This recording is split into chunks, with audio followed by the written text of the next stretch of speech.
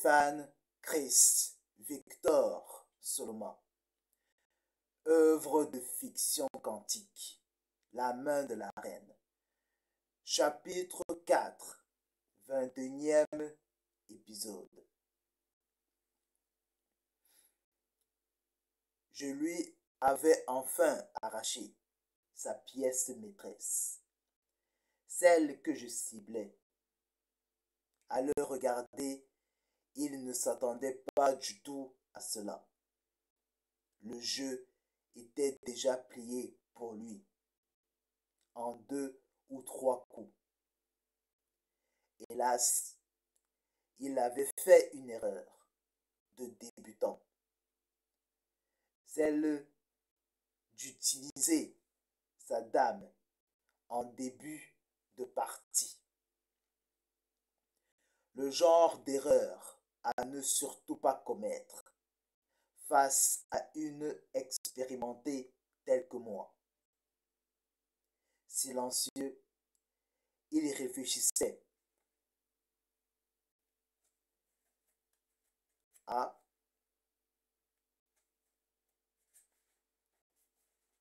une stratégie à adopter. Le jeu était en train de lui échapper. Il observa chacune des pièces disposées sur cet échiquier. Il leva sa main sur l'une des pièces. D'ailleurs, il y a une chose que je n'arrive pas à comprendre. Quel est le rapport entre la disparition de Ruben Hardison, la faillite de son entreprise dans les années 2078-2087 et l'apparition de l'économie quantique dans les années 2027.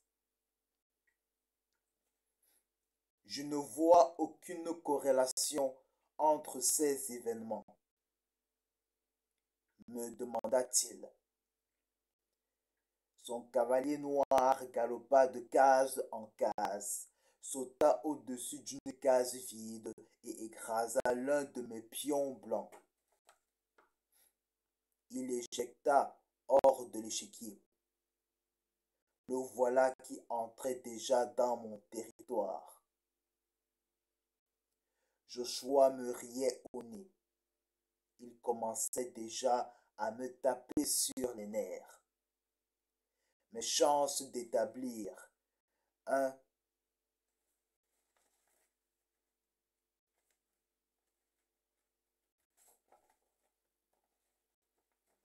avant-poste s'éloignaient de plus en plus.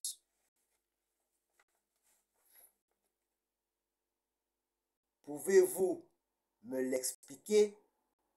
Et en passant, ayez l'obligeance de me dire la vérité sur le secret qui a permis à Ruben Hardison de générer des chiffres d'affaires records dans les années 2070,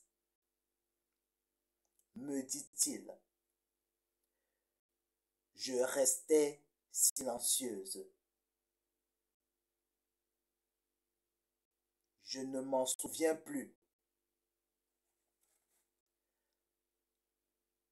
Arrêtez de vous foutre de moi. Vous mentez. Je vous assure. Je vous dis la vérité. Je me fais toute vieille. Vous savez, ma mémoire me fait défaut. Il ne faut pas trop m'en vouloir. Je descendis les yeux sur l'échiquier et je levai ma main. C'était à mon tour de jouer. Et si vous voulez tout savoir sur le rapport qu'il y a entre l'avènement de l'économie quantique, la faillite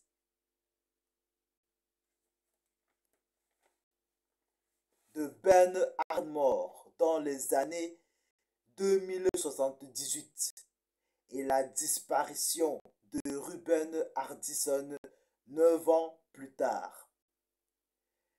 C'est comme je vous l'ai dit au début, tout prend racine dans les années 2020.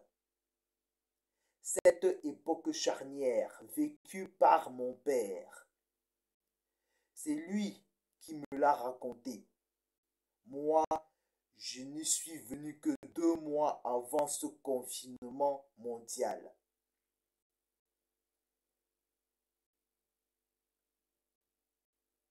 Ma main hésitait. Elle ne savait pas quelle pièce il fallait prendre. Elle se baladait au-dessus d'elle et cherchait la meilleure option. Il fallait que je me montre prudente. Je n'avais plus beaucoup de pièces. Lorsque je trouvais celle qui m'intéressait, je plongeais ma main dessus. Savez-vous quel nom ont donné les historiens à cette époque? Interrogeai-je le jeune homme.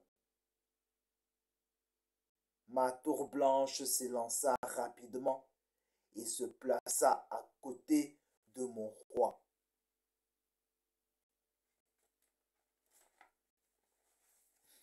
Je devais roquer le plus possible.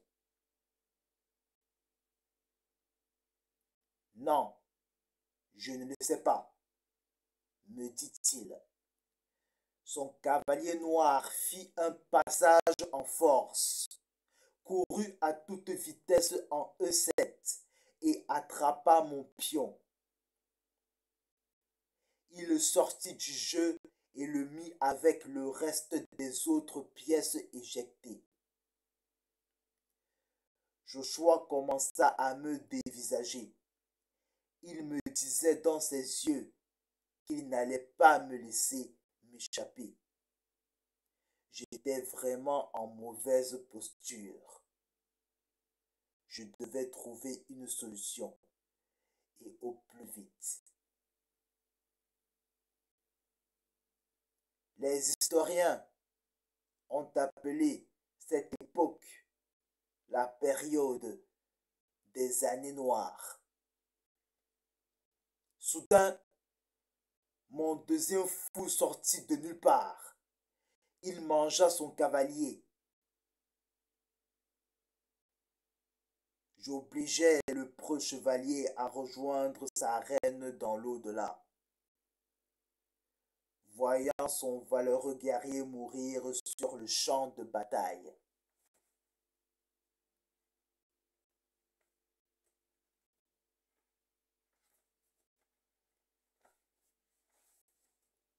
L'humeur joyeuse de Joshua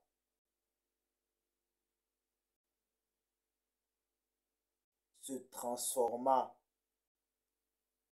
en une colère silencieuse à mon égard. Fin du 21e épisode.